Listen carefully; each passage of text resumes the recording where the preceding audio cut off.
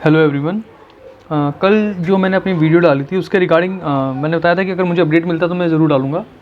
Actually ये जो case हुआ है, इस केस में कल मैंने पीआरटी के बारे में बात की थी, बट पीआरटी के बारे में ही बात नहीं है। इस केस में और भी पोस्ट के ऊपर केस किया गया है।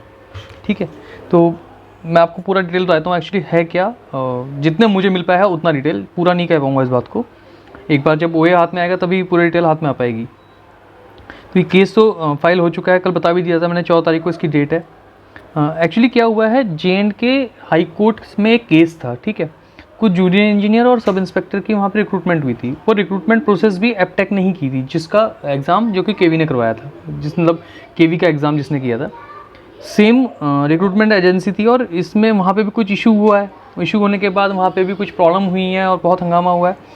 तो फिर एक केस फाइल हुआ था जे.एंड.के हाई कोर्ट में। जब केस हुआ था तो उसी के बेस पे ये जो फ़िलहाल जो अभी केस होने जा रहा है केवी का, इसको लिया गया उस कंसिडरेशन में कि वहाँ पे ब्लैक लिस्टेड को क्यों यूज़ किया गया है जो ऑलरेडी ब्लैक लिस्टेड है। ठीक है, तो इसमें साफ साफ मेंशन किया हुआ है, ये J and K high court on March 10 allowed the, ये नहीं है, directed a single bench to decide a fresh petition challenging its engagement to a previously black listed Mumbai based Aptech company limited to conduct recruitment exam. ठीक है, तो इस base पे ये लिया गया था कि जो ब्लैक लिस्टेड है आपने उसको कैसे दोबारा से रिक्रूटमेंट करने का पूरा ये दे दिया प्रोसेस। फिलहाल ये जो केस है ये डबल बेंच में जा चुका है उनका। ठीक है, और वहाँ पे उनका प्रोसेस चल रहा है। तो इस केस का रेफरेंस लिया गया है इस केस के अंदर। बाकी भी जगह का रेफरेंस लिया गया है, जैसे उत्तर प्रदेश में इसको बैन किया गया था, ब्लैक लिस्टेड किया गया था इस तरीके से। ये आप देख सकते हैं आराम से, जहाँ लिखा हुआ है growing protest from aspirant against the engagement of Aptech limited for the selection process that will, बड़ा कर देता हूँ, that will be held from March 16 till April 15। Now the company black listed earlier, ये देखिए इसमें already black listed already earlier, ये उत्तर प्रदेश में भी ब्लैक लिस्टेड थी पहले। ठीक है, तो ये तो पूरा प्रोसेस हुआ। ये किस वैकेंसी पे था, तो कुछ 65 जूनियर इंजीनियर और 1200 सब इंस्पेक्टर की पोस्ट थी वहाँ पे जे.एंड.के में, उस पर था। उसी बेस पे केस बनाया गया था कि एपटेक को क्यों दिया गया है, या चीटिंग हुई है, या जो भी पूरी इरेगुलेटरी थी उसके बेस पे था ये। ठीक है, अब अगर खाली इसी बात पे बात की जाए कि भाई उसको मतलब ब्लैक लिस्टेड है तो उसने एग्ज़ाम कैसे कराया, तो सेम ऐसे ही लिया जा रहा है कि केवी में एग्ज़ाम कैसे ले लिया। तो मीनवाइल देखिए इसमें एक चीज़ निकल के आई है जो इसमें लिखा हुआ है साफ साफ, जो कंपनी ने अपनी तरफ से यानी जो इनका JSSB था, JKSSB, इसने भी अपनी तरफ से मैसेज वहाँ पे डाला है कि the blacklisting period of Aptech limited was for 3 years only, adding the company period got over in March 2022। ठीक है, और अगर इसी सेंस में इसको लिया जाए कि ब्लैकलिस्ट अगर ख़त्म हो चुका है, तो अब जो केवी का एग्ज़ाम हुआ था वो तो दिसंबर 2022 में, सिर्फ नोटिफिकेशन की बात है नवंबर में।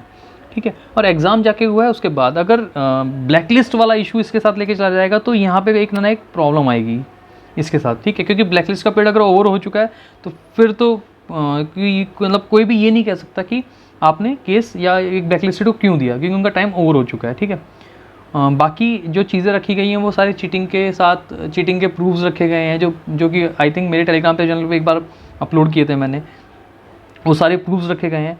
अच्छा, इसके अंदर पोस्ट कौन कौन सी कवर की गई हैं उसके बारे में बात कर लेते हैं। 1 सेकेंड, देखिए इसके अंदर जो पोस्टें कवर कर रहे हैं इस केस के अंदर। ठीक है, तो इसके अंदर पीआरटी को तो लिया ही गया है, उसके बाद टीजीटी को भी लिया गया है एंड पीजीटी को भी कवर किया गया है। ठीक है, जो कि एक इम्पॉर्टेंट अपडेट ये है कि जो पीआरटी म्यूज़िक हैं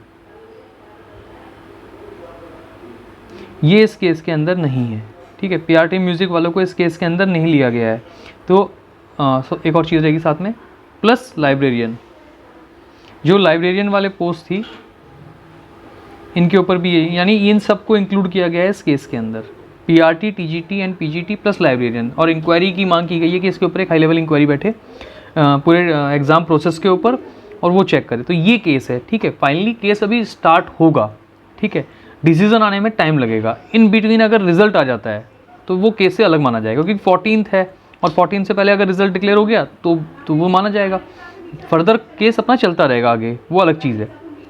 ठीक है, तो 14th को पता चलेगा, क्योंकि 14th को केस होगा। और जहाँ तक मुझे लगता है 14th को ही इसके ऊपर अगर कोई ये कहे कि नहीं स्टे आ जाएगा तो स्टे मिलना मुश्किल है 14th को ही, क्योंकि वो फर्स्ट हियरिंग है। उसके बाद जो अपोनेंट है यानी KVS है वो भी तो अपना जवाब देगा, तो उसके बाद उनके जवाब के बाद डिसीजन बनेगा कि ये स्टे में जाएगा या नहीं जाएगा। तब तक तो कोई स्टे का मतलब है ही नहीं अभी फ़िलहाल। तो इसी एंगल से इसको देखा और सोचा जाए, ठीक है, कि स्टे वगैरह का अभी दिमाग में ना रखें। फाइनली एक बार हो 14th के बाद पता चलेगा क्या हुआ है क्या नहीं हुआ इसके अंदर, क्या KVS उसके बाद अपना जवाब जब डालेगा तब फाइनली पूरी पिक्चर क्लियर हो पाएगी। क्योंकि अभी तो वन साइडेड मामला चल रहा है, उनकी तरफ से जब जवाब आएगा तब पूरा जो मतलब मैटर है वो पूरा ओपन होगा। तो फिलहाल इन पोस्ट को इसने कवर किया हुआ है। बाकी खाली एक ही पोस्ट ऐसी हैं जिनको PRT म्यूज़िक इनको कवर नहीं किया गया, बाकी ये सब इसके अंदर कवर किए हुए हैं, PRT, TGT, PGT and librarian की पोस्ट। बाकी अगर मुझे इससे फर्दर कोई नया अपडेट मिलता है तो प्लीज़ मैं आप लोगों के साथ शेयर करूँगा।